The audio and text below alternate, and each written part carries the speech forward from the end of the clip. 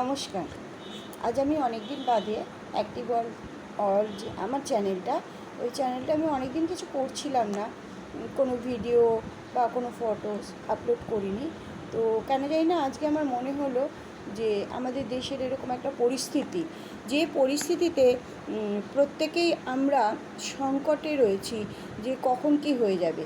এই কাশ্মীরে যে অ্যাটাকটা হলো, সেটাকে নিয়েও আমরা সবাই সংকটে রয়েছি।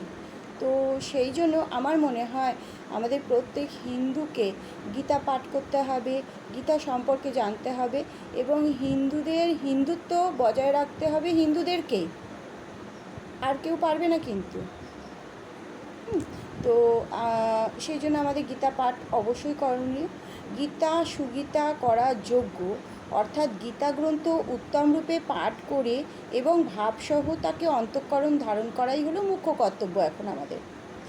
এটি শ্রী পদ্মনাভ ভগবান বিষ্ণুর মুখপদ্ম থেকে নিশ্চিত হয়েছে।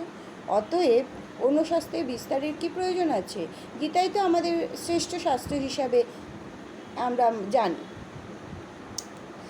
কিন্তু অনেক সময় এই গীতা পাঠের মর্ম না বুঝে কেবল গীতার নাম শুনেই অনেক তারা মনে করেন যে গীতা পাঠ করলেই হয়তো আমাদের সন্তানাদিরা সন্ন্যাস হয়ে যাবে।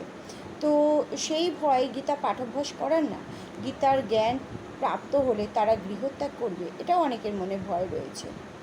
কিন্তু দেখুন, একবার ভেবে দেখা আমাদের উচিত যে মোহের বশবর্তী হয়ে নিজের ক্ষাত্রধর্ম বিমুখ এবং ভিক্ষান্ন দ্বারা জীবন নির্বাহ করতে প্রস্তুত অর্জুন যখন পরম রহস্যময় গীতার উপদেশ লাভ করে আজীবন গৃহস্থ ধর্ম থেকে নিজের কর্তব্য পালন করেছিলেন, সেই গীতাশাস্ত্রের এমন বিপরীত ফল কীভাবে হয়?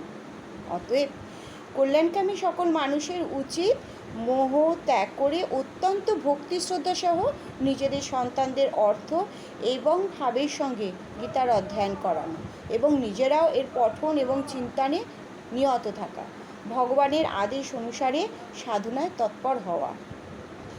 অতি দুর্লভ মনুষ্য জন্ম লাভ করে নিজের অমূল্য সময়ের একটি মুহূর্ত ক্ষণভঙ্গুর ভোগে নষ্ট না করাই উচিত। তো আমাদের প্রত্যেককে গীতা পাঠ অবশ্যই করা উচিত।